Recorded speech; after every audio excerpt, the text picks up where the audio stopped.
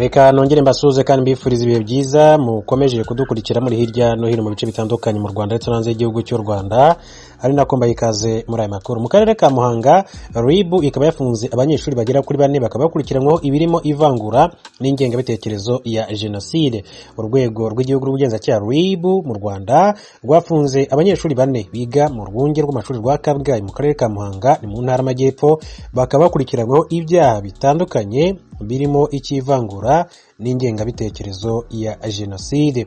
Umuvugizi wa RIB Dr Murangira Bitseri yabwiye itangazamakuru ko aba banyeshuri 4 batawe muri yombi ku itariki ya 21 Kamena 2021. Yagize ati bakurikiranyweho ibyaha birimo kwangiza cyangwa se konona ikintu cy'undi, gushyiraho umutwe w'abagizi ba nabi cyangwa se kuwujyamo, guteza imvururu cyangwa imidugararo muri rubanda, icyaha cy'ivangura ndetse n'ingengabitekerezo ya jenoside. Abatawe muri yombi ni abahungu 4 barimo umwe w'imyaka 18 y'amavuko n'abandi 3 bafite imyaka 19.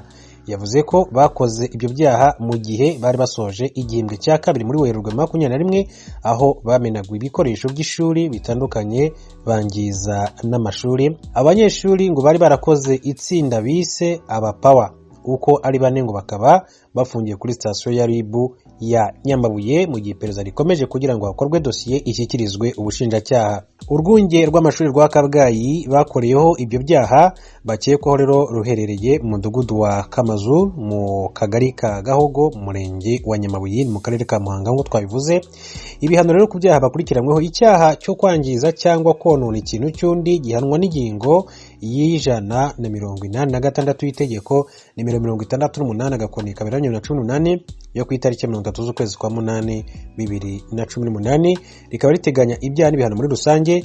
Uhamwe nacyo ahanishwa igifungo kitari munsi y'amezi 2 ariko kitageze ku mezi 6 n'amafaranga y'u Rwanda atari munsi y'ibihumbi 300 ariko atarenze ibihumbi 500 cyangwa se kimwe gusa muri ibyo bihano. Icyaha cyo gushyiraho rero umutwe w'abagizi ba nabi cyangwa se kujyemo gihanwa n'ingingo ya 224 y'itegeko nimero 68 agakoni 2018 yo ku itariki 30 z'ukwezi kwa 8 2018, riteganya ibyaha n'ibihano muri rusange. Uhamwe n'icyo cyaha ahanishwa igifungo kitari munsi y'imyaka 7 ariko kitarenze imyaka 10. Icyaha cyo guteza imvururu cyangwa se imidugararo muri rubanda gihanwa n'ingingo ya 204 y'itegeko nimero 68 agakoni 2018 yo ku itariki 30 z'ukwezi kwa 8 2018, riteganya ibyaha n'ibihano muri rusange.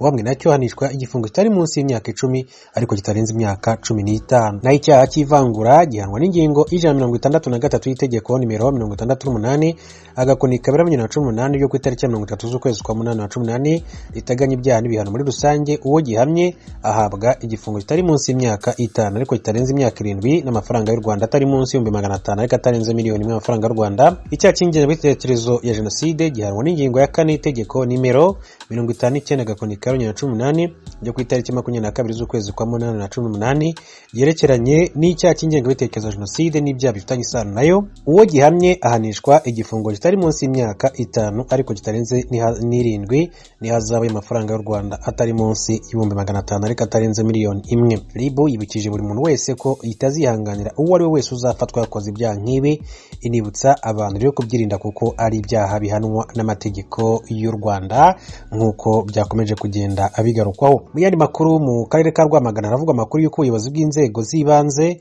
bufatanyije n'iz'umutekano bwataye muri yombi umugore n'umugabo nyuma yo gufata umunyamabanga nshingwabikorwa w'akagari ka Nyabisindu gaherereye mu murenge wa Musha bakamudubika mu kigage bamuziza ko yasanze barenze ku mabwiriza yo kwirinda COVID-19 banahinduye urugo rwabo akabari. Ibi byabereye mu mudugudu wa Rujambara mu kagari ka Nyabisindu mu murenge wa Musha mu karere ka Rwamagana. Umunyamabanga nshingwabikorwa w'umurenge wa Musha Muhoza Theogene yabwiye ikinyamakuru ry'Akadomo.com ko abaturage bamenye ikigage n'inzoga kuri gitifu w'akagari ubwo yari ari mu kazi wo kugenzura uko amabwiriza yo kwirinda COVID-19 ari gushyirwa mu bikorwa, kuko muri uyu murenge habarurwa abarwayi bagera kuri 19 barwaye COVID-19. Ati bamumenaho urwagwa hanyuma agize ngo arababwira ibi nibi, umugabo aramufata umugore amusukaho urwagwa ndetse n'ikigage. Muhoza yakomeje avuga ko abari baraho ngaho bahise rero batabara bafata umugore, umugabo we ariruka arabasiga ngo hahise rero hoherezwa daso ijya kuzana uwo mugore. Umugabo nawe ngo yaraye afashwe nijoro ubwo rero yageragezaga gucika ajya i Gatsibo. Uyu muyobozi yakomeje avuga ko icyaha cyakozwe ari cy'abantu ku giti cyabo, gusa ngo bamaze n'iminsi bahura n'ibibazo nk'ibi by'aho bamwe mu baturage bafatwa batambaye udupfukamunwa bagatongana, bamwe banashaka kurwana. Yasabye abaturage kwirinda gusagarira ubuyobozi kandi bagashyira mu bikorwa ingamba zo kwirinda COVID-19 kuko ari icyorezo cyakajije umurego. Yagize ati abaturage turabasaba gukurikiza amabwiriza yo kwirinda COVID-19 kuko abantu baragenda batohoka, imibare ikazamuka, ari nako icyorezo kidutwara abantu benshi. Ati abaturage rero barasabwa kubaha ubuyobozi, ati kuko hari ibyo amategeko ateganya ku muntu uhutaza uri mu nshingano ze, utazajya abikora azajya ahanwa, kimwe n'uko umuyobozi wahohotera umuturage ahanwa. Kuri ubu abaturage bafungiwe kuri sitasiyo ya RIB ya Musha mu gihe barindiriye kugezwa imbere y'ubutabera. Mu gitondo cyo kuri wa gatanu ushize hari umugabo wari ugiye kwiyahurira imbere y'urukiko rw'ikirenga mu Rwanda arushinja kutamuha ubutabera buboneye. Bwana Eric Twagiramungu araregwa umuyobozi mukuru w'ikigo cy'ubwiteganyirize bw'abakozi mu Rwanda kwanga gushyira mu bikorwa icyemezo cyategetswe n'inkiko cyo kumuvuza. Ni inkuru yakurikiranywe n'umunyamakuru w'ijwi ry'Amerika Eric Bagirubusa. Namwe kwitwa na leta niba leta imaze igihigisha mureke nigende muzanira abandi bazi. Imbere y'urukiko rw'ikirenga ku cyicaro cyarwo kiri Kacyiru hari ku isaha ya 3:30 za mu gitondo, Bwana Eric Twagiramungu yatakambaga mu ijwi ryuje amarira n'agahinda asaba inzego z'umutekano n'iza gisivile ko zamureka akaguma muri kaburimbo, imodoka zikamugonga kuko asanga igihe kigeze ngo yipfire. Ni nyuma yo kutanyurwa n'icyemezo cy'umucamanza mu rukiko rw'ikirenga mu rubanza yaregagamo umuyobozi mukuru w'ikigo cy'igihugu gishinzwe ubwiteganyirize bw'abakozi RSSB kwanga gushyira mu bikorwa icyemezo cyategetswe n'inkiko cyo kumuvuza. Mu kwezi kwa karindwi k'umwaka wa 2019 nibwo urukiko rw'ikirenga rwategetse ikigo RSSB ko kigomba gukurikirana uburwayi bwa Twagiramungu kikamuvuza kuko mu nkiko zabanje yatsinze. Byemejwe ko ikigo RSSB cyamurangaranye nyuma yo gukorera impanuka mu kazi ntavuzwe bikamuviramo ubumuga budakira.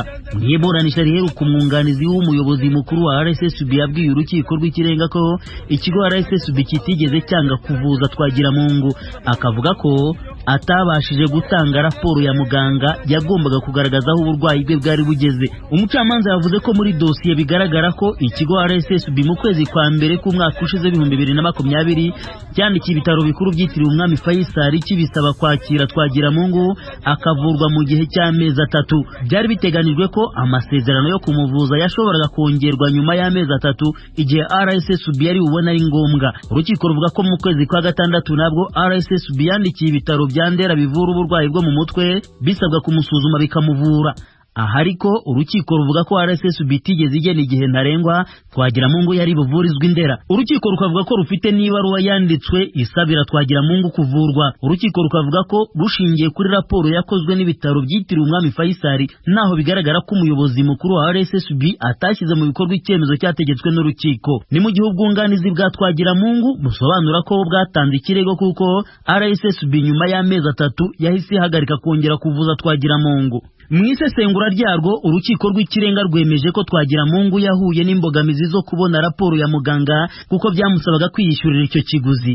Umucamanza yavuze ko nta n'inyemeza bwishyu zigaragazwa na Twagiramungu ko yaba yarivuje ku giti cye yiyishyuriye. Ku rundi ruhande yemeje ko nta kibuzi ikigo RSSB gusaba iyo raporo igaragaza uburwayi bwa Twagiramungu akabona kongererwa igihe cyo kuvurwa. Urukiko rwanzuye ko Twagiramungu atsinzwe kandi ko ikirego cye nta shingiro gifite. Rwategetse ko n'indishyi yari yasabye ntazo yahabwa kuko ntaho yatsinze. Rwategetse ko ikigo RSSB kigomba kujya gisaba raporo z'abaganga zigaragaza aho uburwayi bwa Twagiramungu bugeze. Twagiramungu wari wenyine mu rukiko mu barebwa n'urubanza. Umwanditsi w'urukiko yamuzaniye inyandiko y'incarubanza yanga kuyishyiraho umukono. Yashinje imbona nkubona inteko y'abacamanza bahagarariwe na Madamu Aloysia Cyanzayire kubogama mu cyemezo bamufatiye. Twagiramungu yahise yegura imbago ze asohoka mu cyumba cy'urukiko yijujutira icyemezo cy'umucamanza akavuga ko urukiko rwamurenganije.